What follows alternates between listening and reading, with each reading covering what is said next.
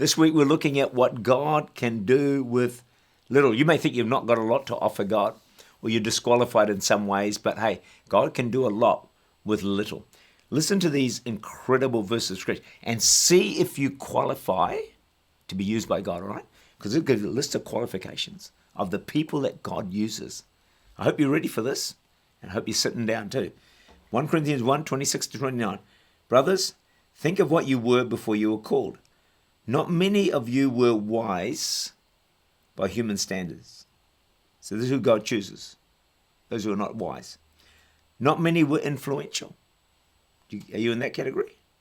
Not many were of noble worth. But God chose the foolish things of the world to shame the wise.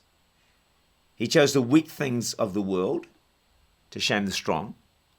He chose the lowly things of the world and the despised things and the things that are not to nullify the things that are, so no one may boast before him.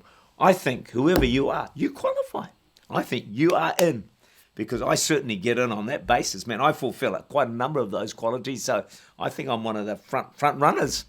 You know, being not very wise, being foolish, being nothing, being despised, all that sort of stuff. So as Christians, God does not call us or require us to be great or do something outstanding. All he requires is that we be faithful and diligent with the little we have. Put it in his hands and he will do the rest. And we'll be amazed, like that little boy. We don't hear about it, do we? He must have been in shock. Like he gives 5 loaves of fish, 5 loaves and 2 fish, and 5,000 plus are fed. He must have stood back and thought, oh my goodness, what on earth is this? That's what we'll think. We give our little into the hands of God and watch what God does with it. I think that's my testimony. I've placed a little I've had in God's hand. I'm looking back and I think, my gosh, how on earth did this ever happen? God can make a success out of a failure. Maybe you think, yeah, but I'm a failure. Many people today feel defeated because they've failed in the past or have feelings of failure. And this can totally cripple people. But what we need to do is get that failure, put it into the hands of God, and see God turn it into success and blessing. You know, I've heard it said, for every setback, it's a setup for God to use you in a greater way. Might look like a failure, but God can turn it around. Work all things together for good. So our God loves to take the most unlikely people, the most unlikely material, and demonstrate his power and his glory by doing something wonderful through them. When people look on and see the success and the blessing, they look at you, look at me and think, this has got to be a work of God. And so often it is. Don't let failure today defeat you.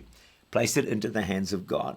So we need to understand that failure is actually not really that bad a thing. It's a part of life.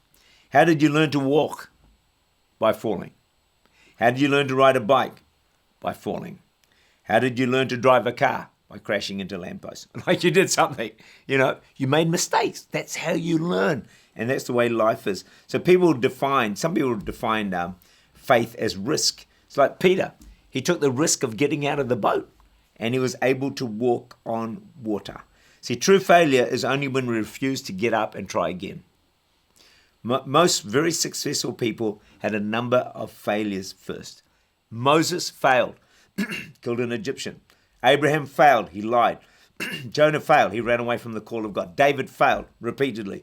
John Mark failed, later wrote the Gospel of Mark.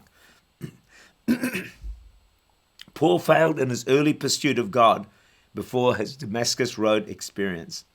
My word to you, hand your failure over to God and let him turn it into a success. Because God's will for you is to be successful. That is God's plan for every single one of our lives. Whatever little you have, place it into the hands of God, like the boy with the loaves and the fish. If you failed and you think that means you can't be used by God, think again. Look at the men and women of God who failed, handed it over to God. God took it and made them into a great success, and he can do the same for you.